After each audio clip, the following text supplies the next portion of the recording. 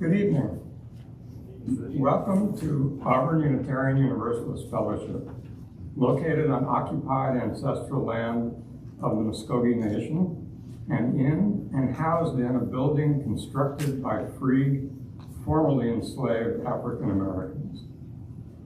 My name is Peter Levant, and on behalf of the members and friends of our community, I welcome you into this space. Thank you for joining us.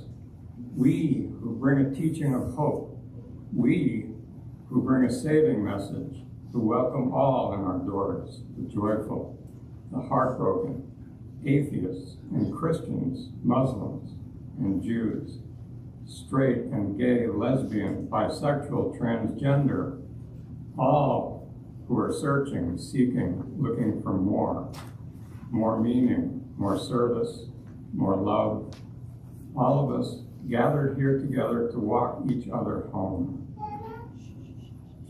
This evening, as we gather for this special Christmas Eve service to honor the holiday season, I extend a warm welcome to any visitors among us.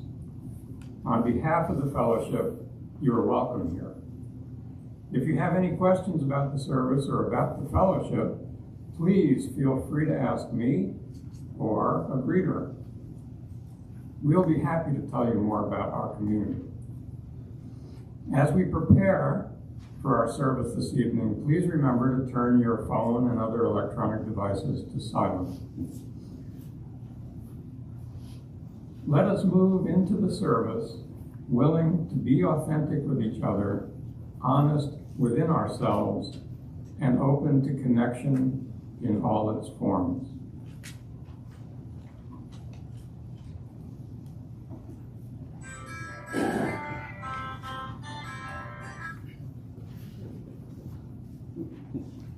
Our opening words this evening are from Quinn G. Caldwell. If you came to this place expecting a tame story, you came to the wrong place. If you came for a story that does not threaten you, you came for a different story than the one we will tell.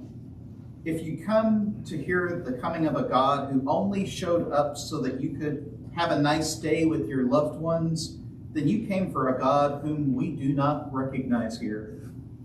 For even a regular baby is not a tame thing, and goodness that cannot threaten complacency, and evil is not much good at all. And a God who would choose to give up power and individuality to become an infant for you certainly didn't do it just so you could have dinner.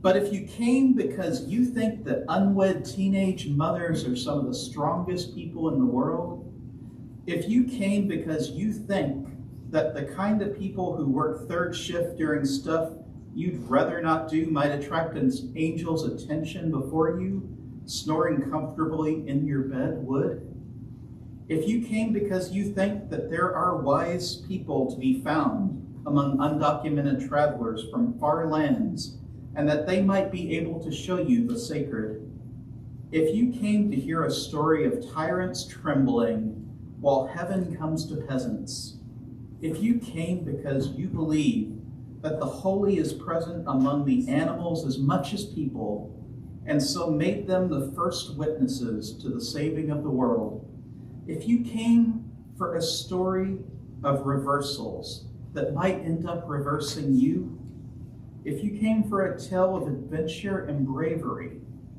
where strong and gentle people win, and the powerful and violent go down to dust, where the rich lose their money but find their lives, and the poor are raised up like kings, if you came to be reminded that you are loved so much that you leave changed, if you came to follow the light, even if it blinds you, if you came for salvation and not safety, then my friends, you are in the right place.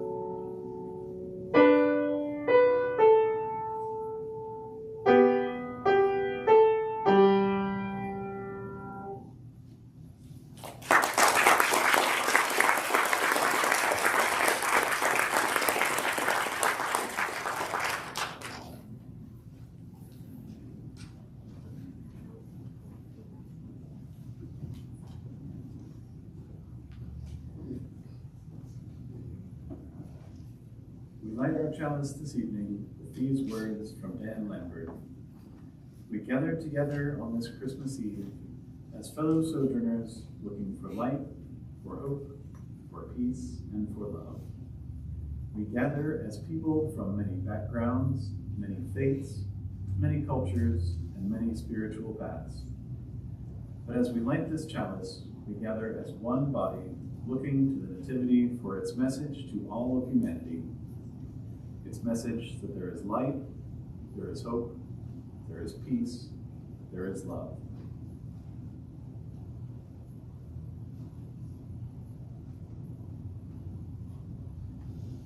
As is our tradition, we also light a candle in solidarity with those families separated at our southern border.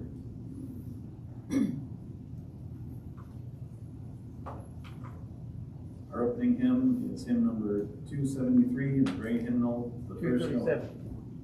Sorry? 237. 237.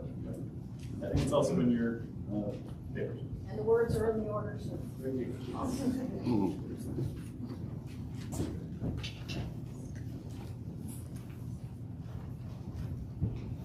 Please rise in body or in spirit.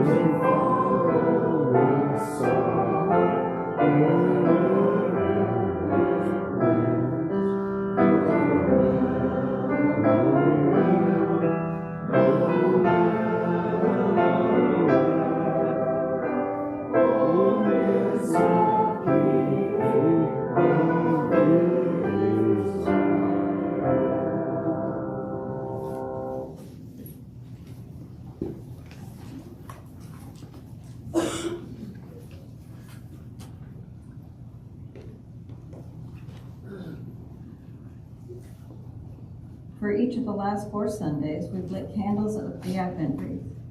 Each light was a step into the darkness toward the turning of the year, leaning into the expectation into all that is being born in us at this holy time of the year, when the unknown lies before us, rich with possibility.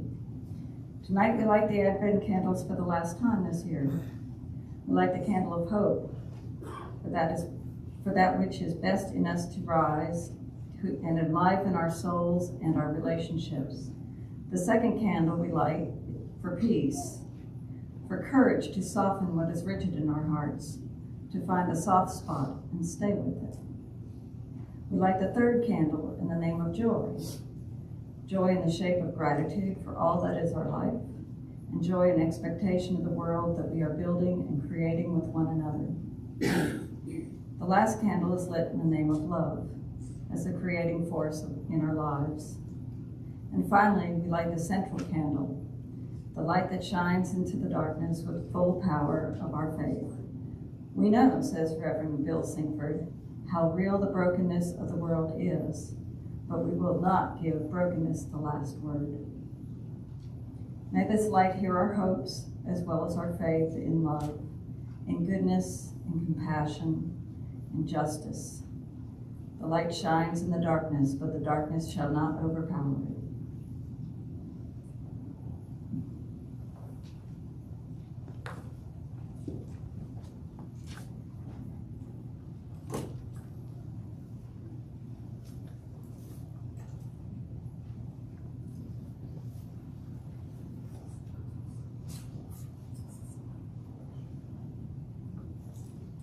I'm glad to bring my menorah. And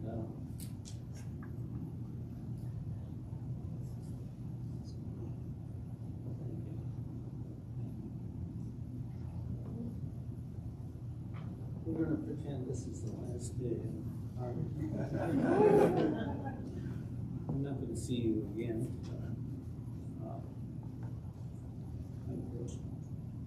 Like this. Oh.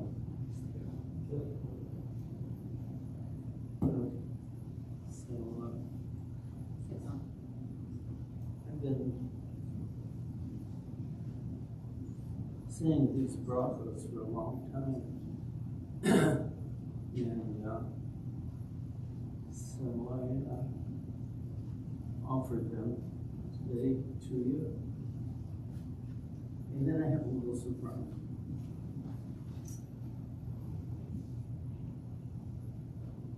Baruch atah Adonai,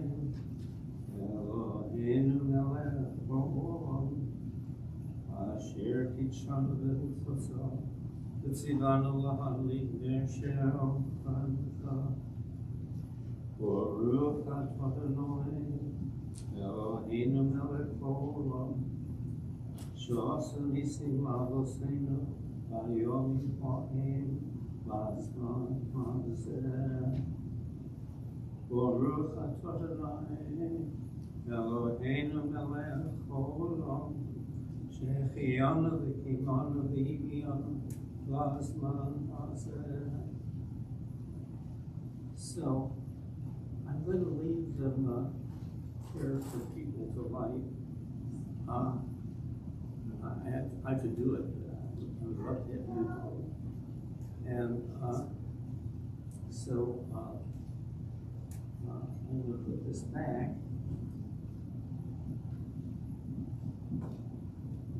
And since this is a joyful occasion, and it's for all of us to be happy, I offer you another little tidbit from Conrad, use your microphone up closer, a please. little song. Here we go. Okay.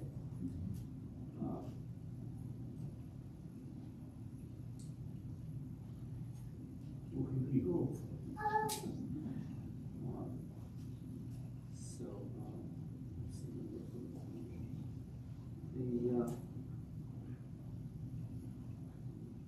It's not coming.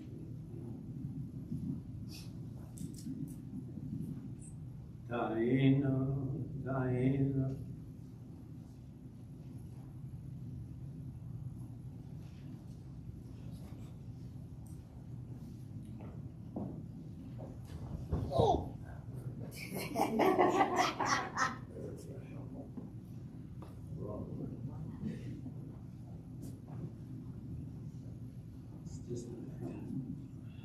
I did want to sing Diana, and it would be very appropriate for our celebration. So I did write it down. nothing to look at. Another time. Since the young lady froze, you think I can too?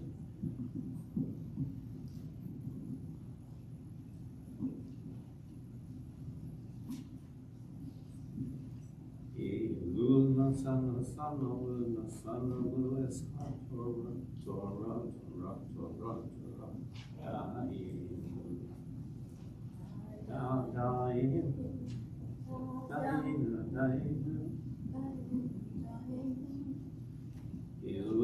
sana luna sana luna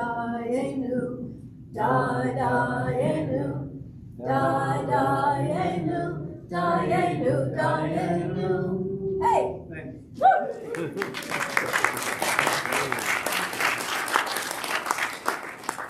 There's one verse I wanted to slip in. Luna sana sana luna sana luna tora tora tora tora tora dying dying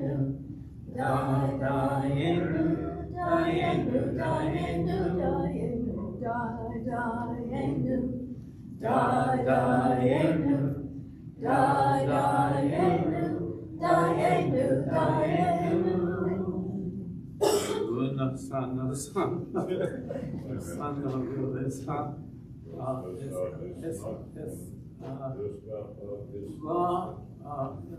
One encore's enough.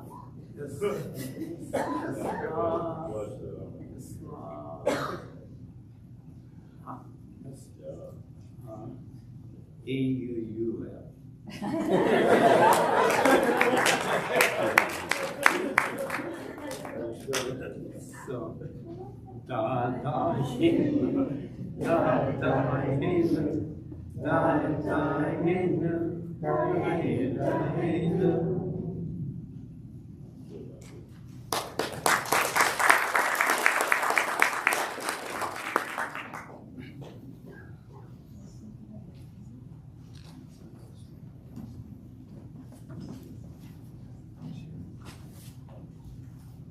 This evening's offering, as is our custom at AUUF, will benefit a very special fund here at the Fellowship. Here in this community, at this holiday season, not everyone has the means or resources necessary to have a truly Merry Christmas. Economic inequality is a reality, and though we are blessed with this community to hold us during such times, not everyone has enough money to buy food and gas to make it through the days, or the means to make sure their family has a blessed season. That's where your generosity comes in. The Iris Field Fund is a special fund here at AUUF that gives me, as the minister, the ability at my discretion to give funds to members of our community to assist with short-term needs. We may not be able to immediately solve the economic justice issues in our community, but we can make sure that all members of our community have a special time of year. This year, I have written several checks to help members of our communities with necessities and to make sure they're able to make it through the week or the month. This evening, 100% of this evening's offering will benefit the Iris Field Fund and allow me to continue to extend a helping hand to members of our community who need it. Please give generously as you are able. To make a donation online via PayPal, please visit auuf.org. Please indicate in the notes whether your donation is for the pledge or the offering.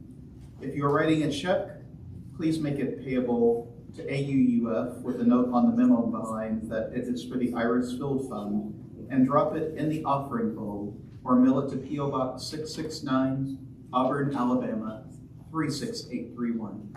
The offering will now be gratefully received.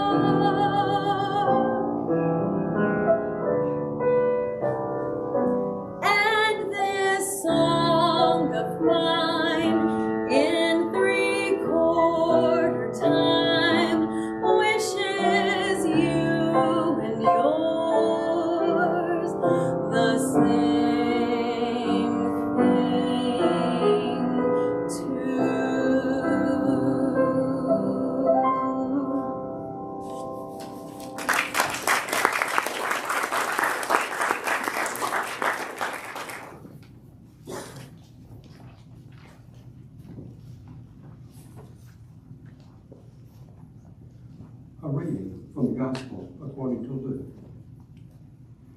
And it came to pass in those days that there went out a decree from Caesar Augustus that all the world should be taxed. And this taxing was first made when Cyrenius was governor of Syria. And all went to be taxed, every one into his own city.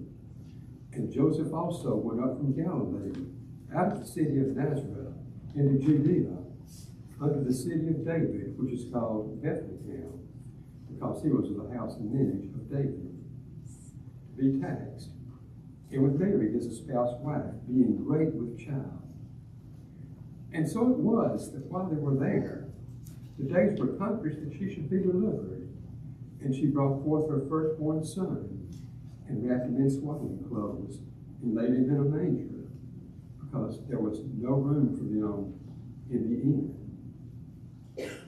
And there were in the same country shepherds abiding in the field, keeping watch over their flock by night. And lo, the angel of the Lord came upon them, and the glory of the Lord shone round about them, and they were sore afraid. And the angel said unto them, Fear not, for behold, I bring you good tidings of great joy, which shall be to all people. For unto you is born this day in the city of David a Savior, which is Christ the Lord. And this shall be a sign unto you. You shall find the babe wrapped in swaddling clothes, lying in a manger. And suddenly there was with the angel a multitude of the heavenly host, praising God and saying, Glory to God in the highest, and on earth peace, goodwill toward men. And it came to pass, as the angels were gone away from them into heaven, the shepherds said unto one another, Let us go now, even unto Bethlehem, and see this thing which is come to pass, which the Lord hath made known unto us.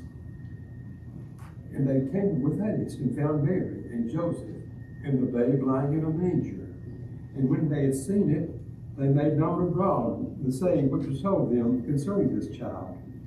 And all they that heard it wondered at these things which were told them by the shepherds. But Mary kept all these things and pondered them in her heart. And the shepherds returned, glorifying and praising God for all the things that they had heard and seen, as it was told unto them.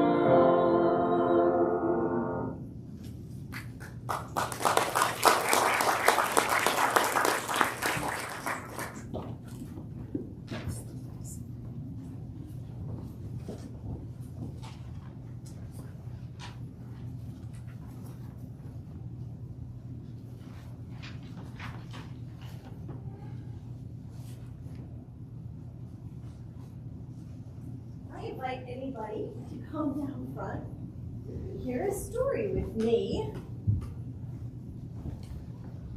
I have a bag of goodies.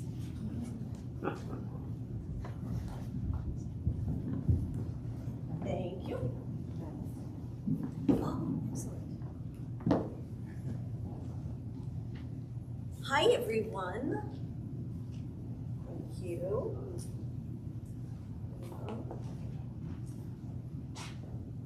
You got it. Hi. Hi. How are you? So tomorrow is the day that many people around much of the world celebrate the birth of Jesus of Nazareth. And we've heard that story a bunch of times in songs and in today's reading.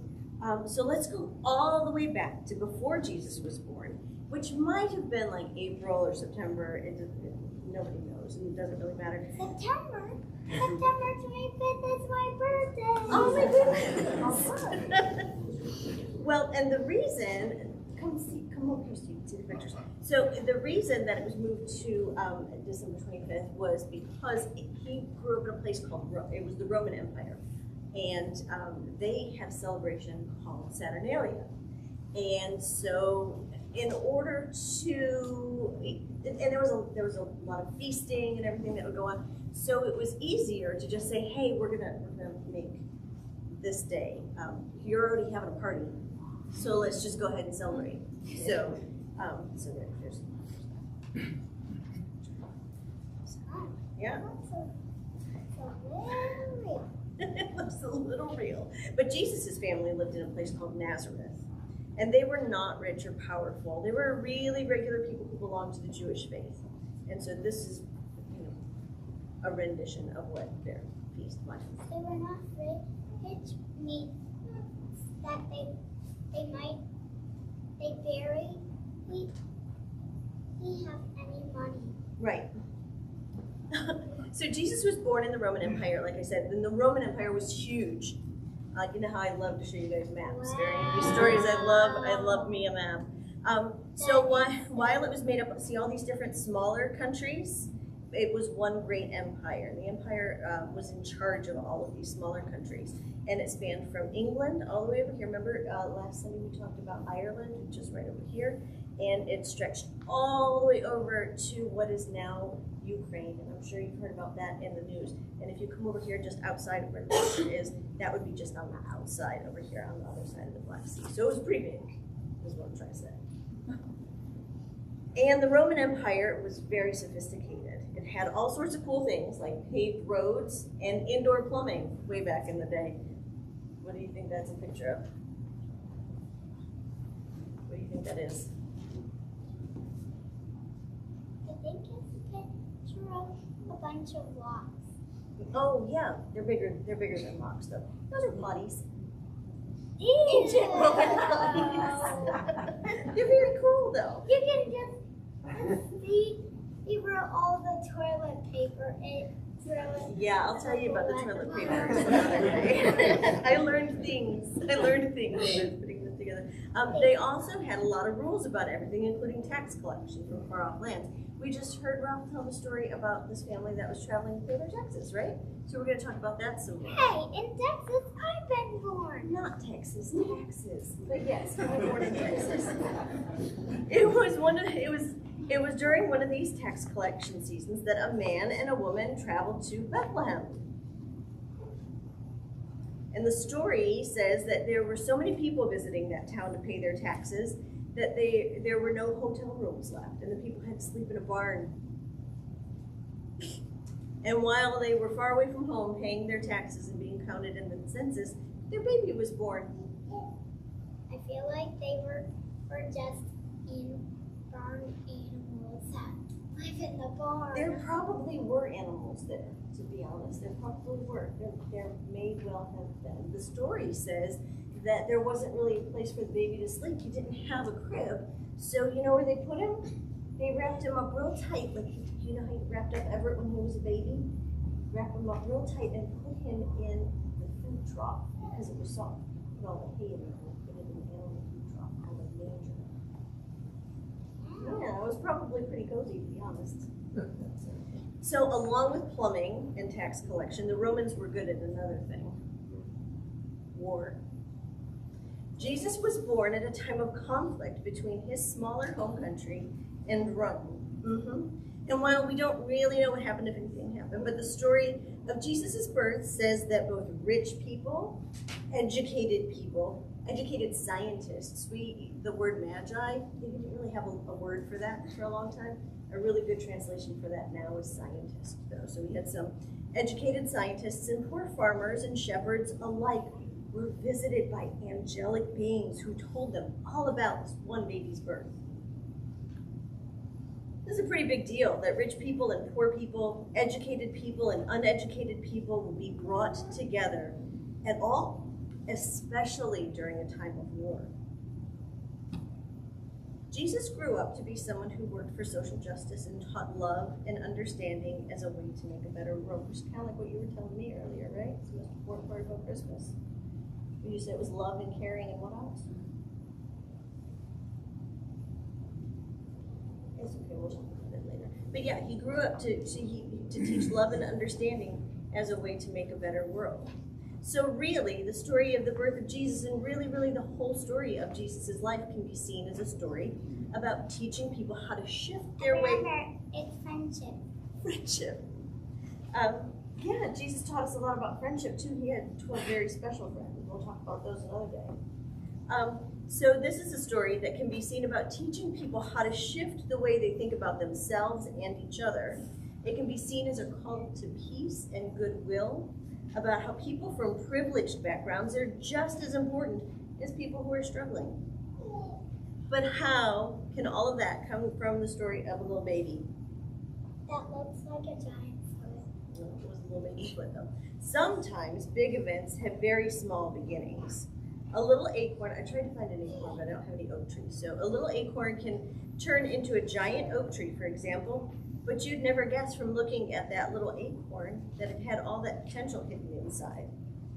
And when Jesus became a man, he talked with people about that very idea. He talked about faith being like a mustard seed. You said you wanted the green one, right? I have one for each of you. You'll have to share. Bigger. It's a magnifying glass. It When is. you look through it, things look bigger. Yeah, so look, I brought you an actual mustard seed so that you could look at it. Look how little that is. Yeah. Look at that. Look at it through the microscope. Mine is a little It does look bigger, doesn't bit it? so tiny. So he talked about faith being like a mustard seed, and it's really small. And your hand looks bigger. And my hand look bigger too. Another thing about a mustard seed is that it grows like a weed. One plant can produce hundreds of seeds, and it starts to spread and spread. And so what that means is that if just one person has the courage to do what's right, it can sometimes change everything, even make a revolution. And all Jesus, and 100 can turn to 1,000. it can. So Jesus also talked about the kingdom of heaven, which he compared to yeast in a loaf of bread, and this one was even harder to get. And a grain of yeast is really little. One piece of yeast out here. You'll hold that and you can keep looking at that. He said that even though we only use a little bit of yeast and a lot of flour, it goes into every part of the dough, and then with a little patience, the bread starts to rise and to expand. So like the yeast and bread dough, when you have love and compassion mixed in, your influence can expand and become something way bigger than a tiny grain of yeast. You ever see how bread gets real big like that? It's because I know. of yeast. Yeah. Yeast is a kind of Like a baby. Yeast And- is kind of like a liquid that you put in some baking When stuff. you mix it with some sugar and water, yeah. And this is a good lesson to learn from the story of Christmas, as imagined as Jesus' thing. Just one child, even a child born in a barn to a family without much money or influence, can change the world for the better. Just one child. Kind of like these kids here. There's power in all of us. And even the smallest of us can make a big difference in other people's lives. Oh my gosh, that's me when I had my birthday. And who's that? May we all grow into our very best selves. And I want you guys to all read that part. Merry Christmas!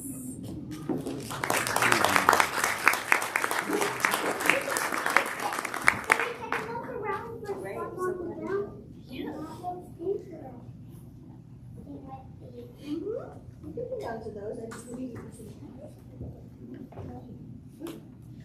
Thank you, thank you, thank you. Do you want to hang on to it? Thank you.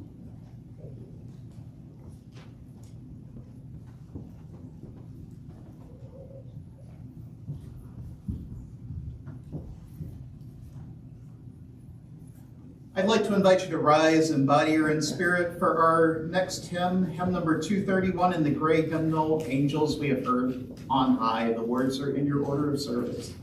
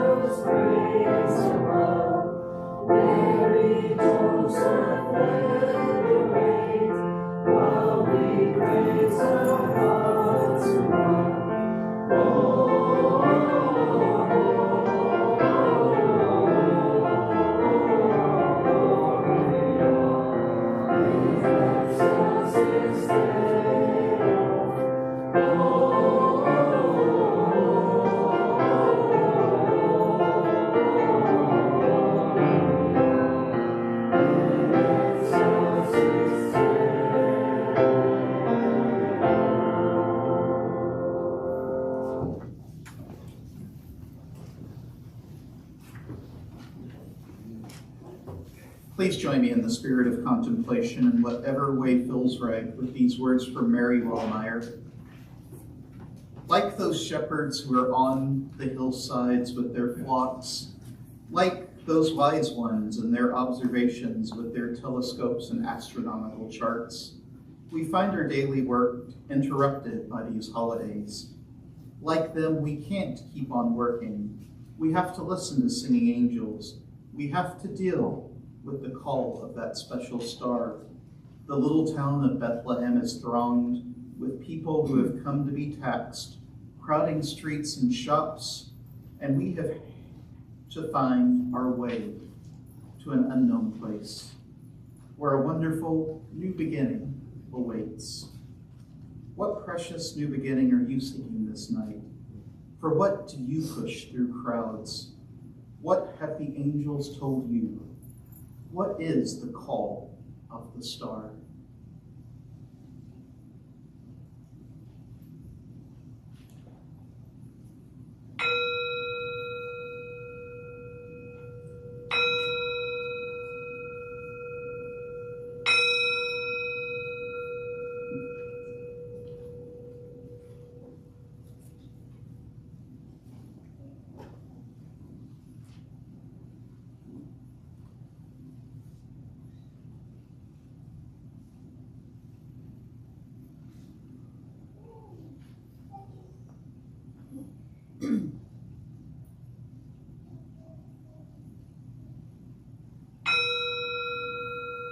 Blessed be.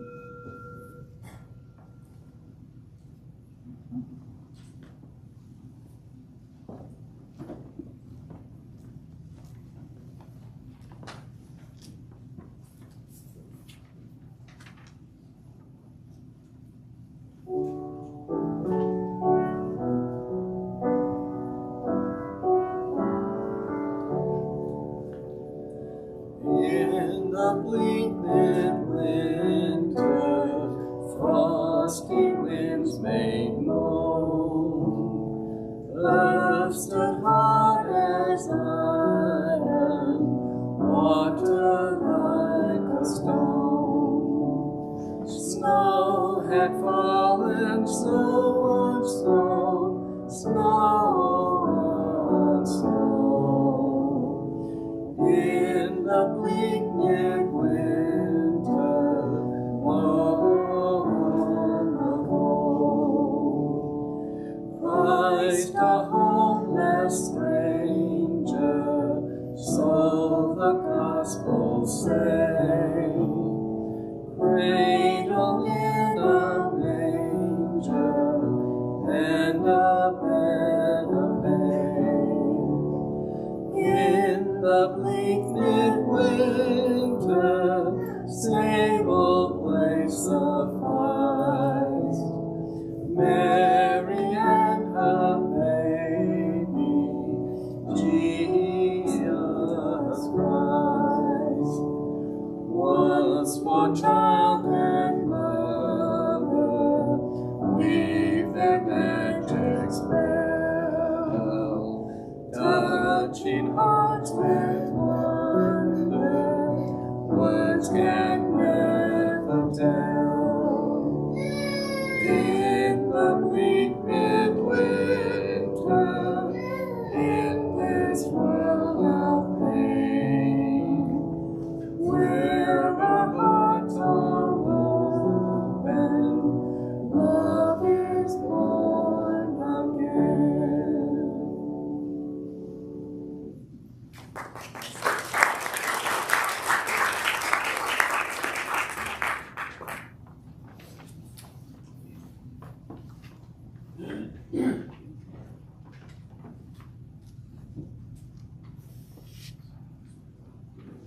A reading from Daniel Chesney Cantor. Christmas and Hanukkah, once upon a time, were about struggle, hope, and freedom. Both stories are exile stories, pointing out how even a glimmer of light can provide a lasting hope for the triumph of all that is good. While we haven't altogether lost these themes in our modern interpretations, we have handed over a large portion of the narratives to the big box stores and advertisers, bidding us a happy holiday. These accounts once asked us to confront the evils of greed and the misuse of power and see in human efforts a desire for peace and justice. A sad American reality is that we have turned them into commercial bonanzas and hyped up reasons to shop. This loss eats at the self-worth of those who struggle to meet ends, and it corrodes our genetically ingrained shared values that what is good for all is good for each, and it cheapens the holiday season itself. So what do we do about this? One answer is to study the stories more carefully and more fully with our families, to see what is new in them for us. Another might be to confront the desire to have more things and instead cultivate a desire to do more good in our communities and world. Each year at this time, catalogs build up on my kitchen counter that suggest I give gifts of services to those who can't afford them, like eye exams done in remote parts of the world for people who have little or no money, not to mention health care. They ask me to purchase a chicken or a goat for someone who will learn to farm locally on a human scale for their village in Peru or Haiti. These gifts, along with as many local products as I can find, will be at the top of my holiday shopping list this year because they challenge the fundamental problem of wanting more and consuming more than we will ever need. Such a discipline is a spiritual confrontation I will have to have with my soul as I stare longingly at the gift of a new electronic e-reader I want to give a loved one, or some amazing gizmo that my son would love. This confrontation, and then the discipline to act for the good of the planet and in a more globally minded way, can only do me, and in turn us, more good than harm. Happy holidays.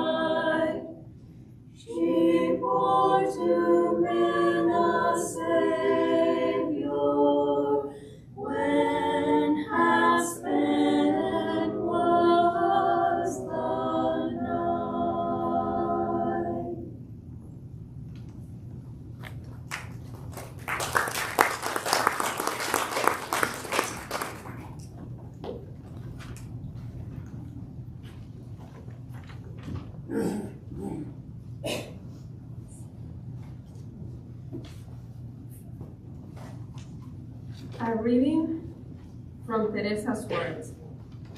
We know the story. An angel of the Lord appeared to the shepherds. The glory of the Lord shone around them. A great light descends on dark fields. Happy angels and cherubim sing for joy, play their flutes, and dance about to defy the gravity of earthly cares. In our happy Christmas narratives, we can forget the shepherds were afraid. What is this fear of God? In my Sunday school lessons, God was a warm, fussy old man, replete with gray beard. Jesus loved me because the Bible told me so. And I glued cotton balls on a stiff construction paper to make sheep for the good shepherd. As a small child, I secretly opened the Bible and I read, It didn't take long to find God and fear mingled together in the same lines. I didn't understand, but I knew it wasn't about fluffy lambs or grandfatherly gods. In the Hebrew scriptures, the fear of God is an active obedience to the divine will. But I think it's also a shaking of body and soul, all at something wholly other. Something touches, my heartbeat weakens, and I shake, even a little, at the thought of those strange glimpses that brought me to my knees. The numinous is a mystery that terrifies and fascinates. We are tempted to reduce the whole of the Christmas story to a kinder, gentler God, somewhat akin to the jolly and portly fellow in the red suit we wrap our seasonal theology neatly with a red bow. But what we have here are terrifying and fascinating dreams and apparitions, enough to make you lay down your work and follow your vision. That's what the shepherds did. They ran from that place in search of the strange, the holy. What start are we waiting for to lay down our labors and follow a vision? A strange vision? A frightening glory? Peculiar and unfamiliar fancies that we will risk losing the labors of our day to a brilliant, crazed moment in the night? Could we hear the bizarre voices at all? Or are we too busy tending our sheep to see the hand of God in the strange turns of our lives? The shepherds ran, leaving their sheep, and the one they ran to will tell the fishermen to lay down their nets, leave their feast, run to be the fishers of men and women and dreams. For a moment, follow the dream, the hope, despite your shaking. Receive the annual invitation, face the awesome vision, lay down your labors, abandon all reason. For now, once again, God is with us, and we can risk our daytime sensibilities for strange dreams and fearful fascinations. Run across the muddy, cold fields.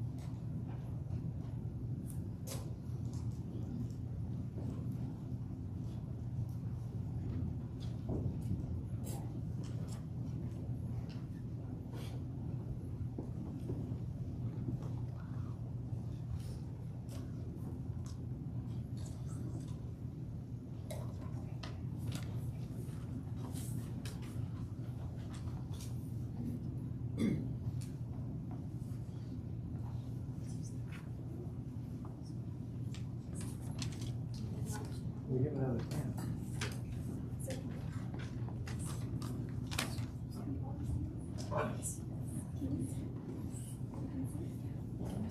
You say?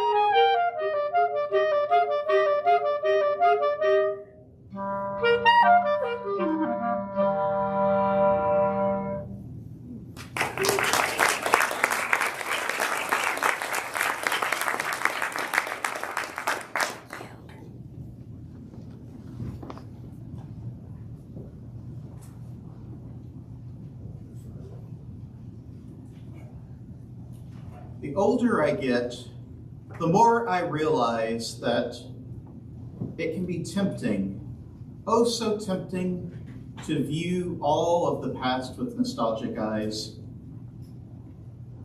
After all, we read constant headlines about how every generation is better than the one that came before it. The millennials and the Gen Zers are ruining the world, you'll see headlines say.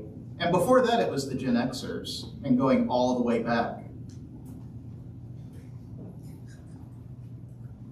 Even when things weren't so good, it can be tempting to think that if we could only go back to the way things were, that things would be oh so better.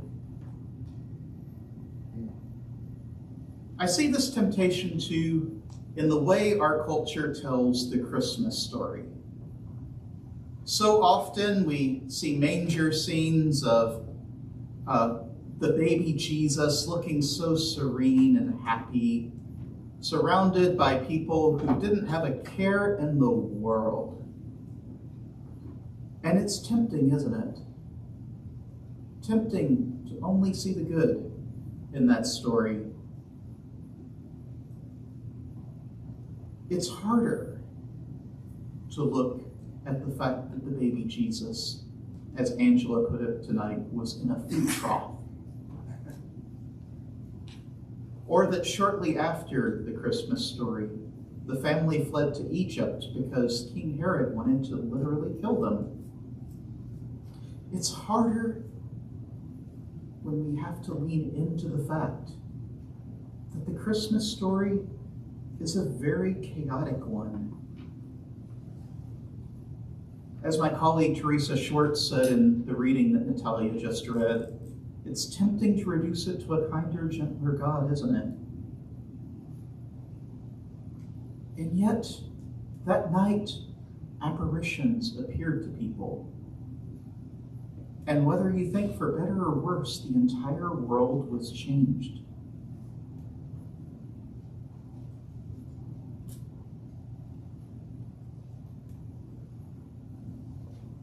Out of the dark and terrifying night came a man who would inspire subsequent generations. And yet, even in his lifetime, and shortly thereafter, there were those who always thought that things were better before.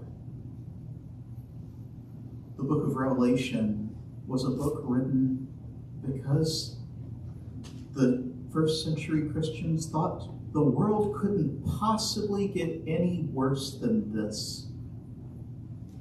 And yet, things continued.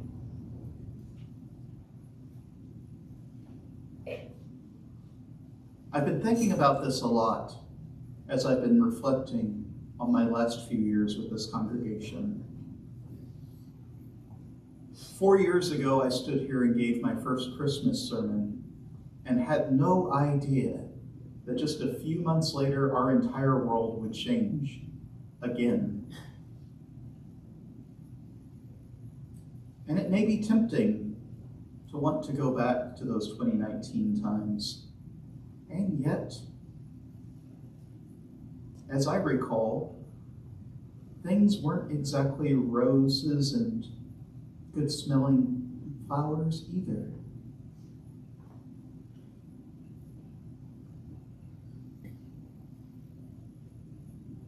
It doesn't take long in our constantly connected social media world to realize that there's a lot wrong with the world. Those very same millennials and Gen Zers who are sometimes denigrated in the media have a word for this: doom scrolling. It's when you constantly move your social media feed up to a never-ending barrage of bad things going on in the world. And yet, in the midst of that doom and gloom have come positives. I know for sure that this community, both our congregation and the one at large, have been affected by the last few years. And I know they will continue to be affected. And there might even come a day, though it's hard to say, when we'll say, gosh, I wish I was back in 2020. Thank you to whoever laughed on the front seat.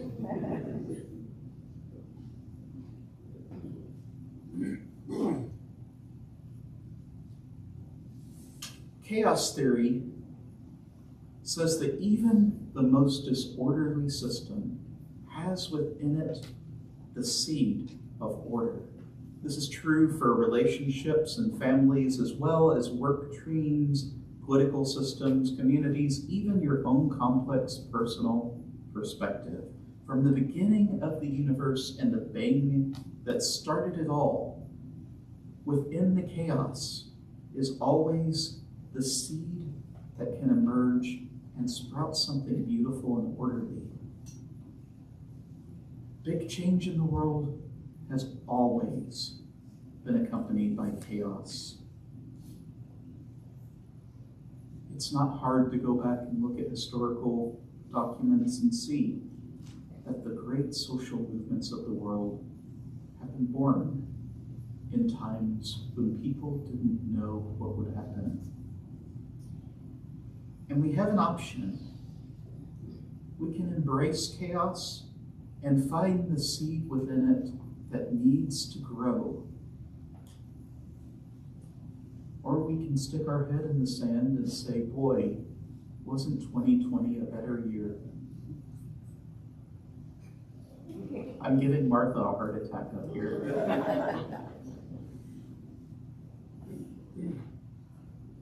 Sun Tzu once wrote that in the midst of chaos, there is also opportunity. If we seek change, we must be willing to embrace the chaos that comes with it. As Ivy Baker Priest, the former treasurer of the state of California, once said, the place which may seem like the end may just only be the beginning. The Christmas story is a reminder that even when things seem out of control, the world can change in the midst of it. Most of the characters in the story had no control over what was happening to them. And ethical questions aside, the story is a reminder that as long as we are alive, as long as we are drawing breath, new things are possible. I'm not going to stand here and tell you you're going to like all those things. I'd be a false prophet if I did that.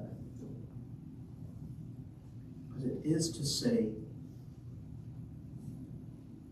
that new possibility can come even when we're not expecting it.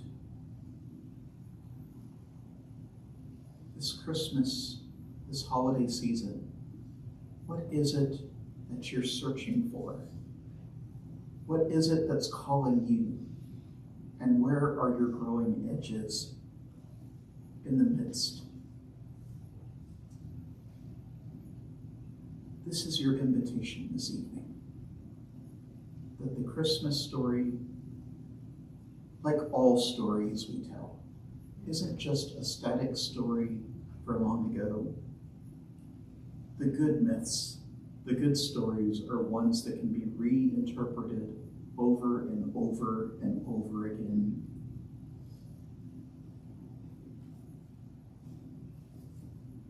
And this, my friends, is also the invitation this evening. That just as the characters in the Christmas story were once called to a world not of their making, we are also called to a world that we don't always ask for, but that is there and ready for the seed to sprout. I can't guarantee you what will come out of the chaos of either your personal life or of the world system. But what I do know is that the only alternative is doing nothing at all, and even then sometimes deceit finds us.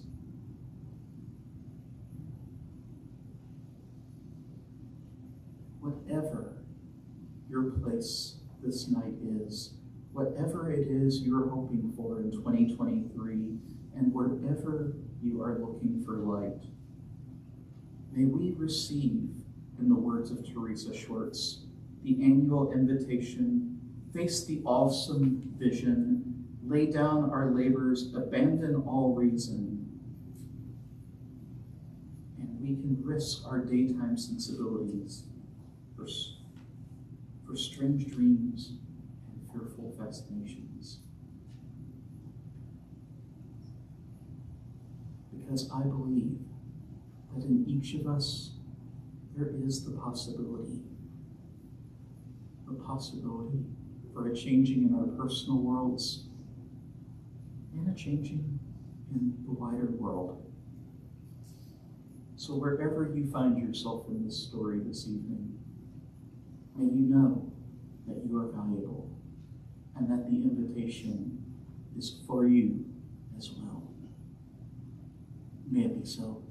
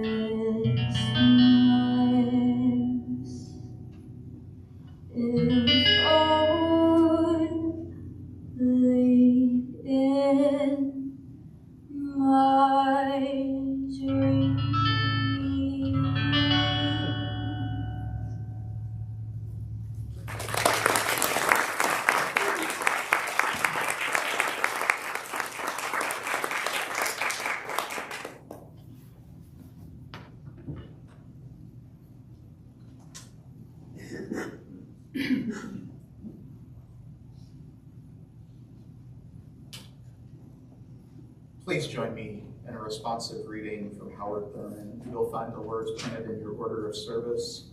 I'll read the non-italicized and invite you to read the italicized portions. When the song of the angels is stilled, when the star in the sky is gone, when the kings and the princes are home, when the shepherds are back with their flocks, the work of Christmas begins. To find the lost, to heal the broken, to feed the hungry, To release the prisoner, to rebuild the nations, to bring peace among the people, to make music in the heart. This evening, as is the custom of many churches and congregations around the world, we will sing the carol Silent Night, Holy Night, the candlelight. In a moment, during a special German verse of the song, Peter and Sean will be coming forward to help light the candles. Now, they'll be lighting people on the end. So if you're on the end, it will be your job to light the candle of the person next to you. To avoid getting hot wax stripped on you, we recommend having the person with the unlit candle lean their candle over to the lit candle. So the candles represent a light in the midst of the darkness, and our commitment to carry the light into the world throughout the year doing good. Please do not extinguish your candles until you are invited to, as we extinguish the chalice this evening. I invite you to rise in body or in spirit.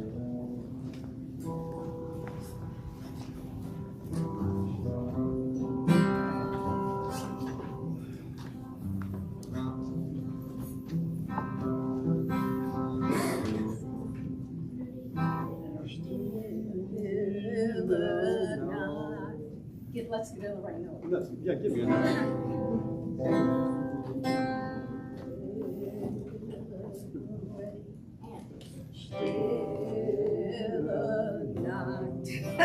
It's in the wrong key for me.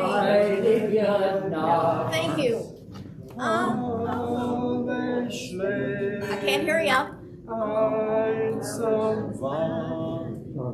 Durch das Traumgebot heiliges Wort, holde Name ihm logiges Hort, schlaf in himmlischer Ruhe, schlaf in himmlischer Ruhe. Ready? Silent night, holy night, all is good, all is right, round yon virgin mother and child. Holy infant, so tender and wild, sleep in heavenly peace, sleep in heavenly peace.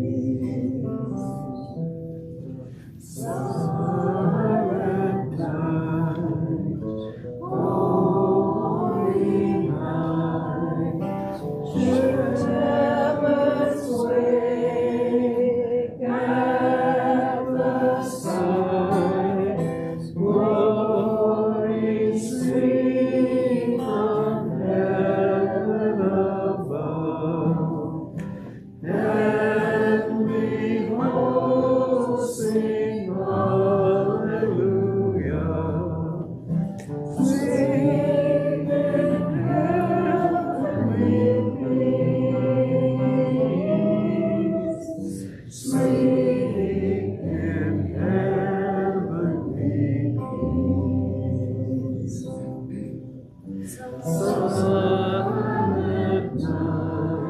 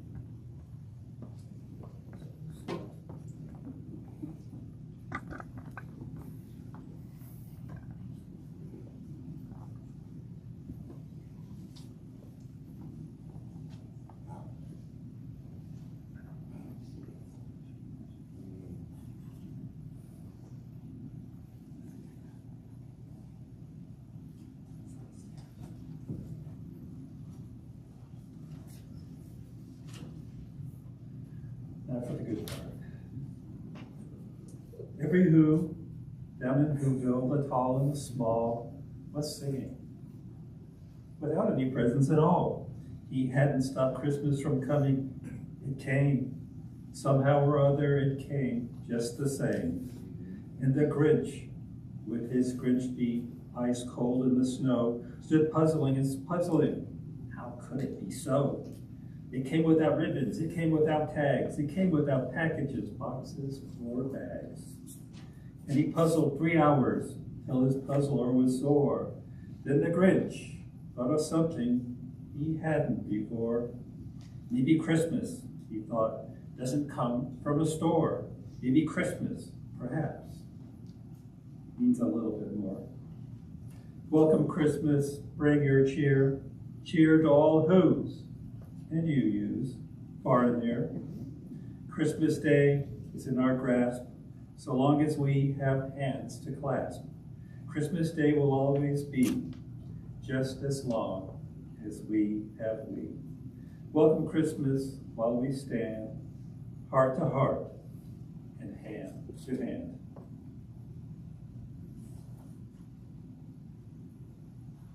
And we'll sing hymn 235, Deck the Halls, also in your program. I invite you to extinguish your candle.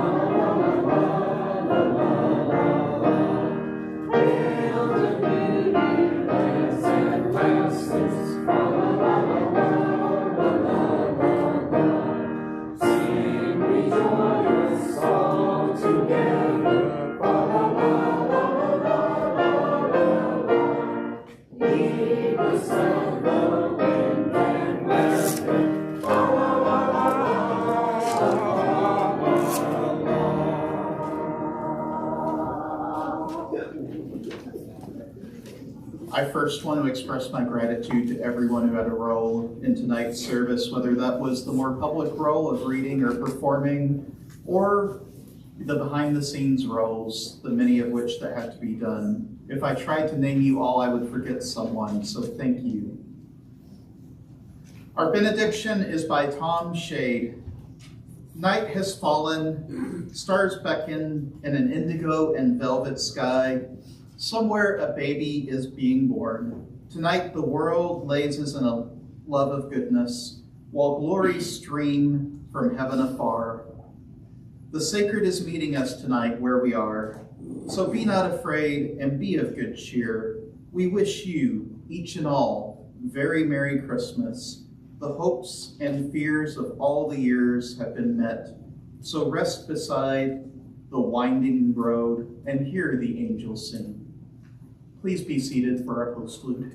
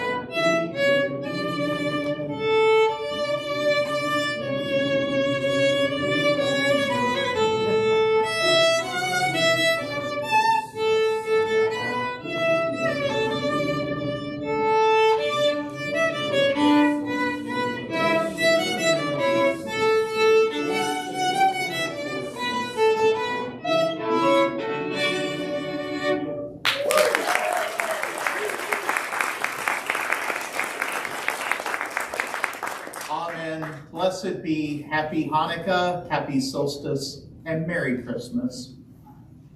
Woo!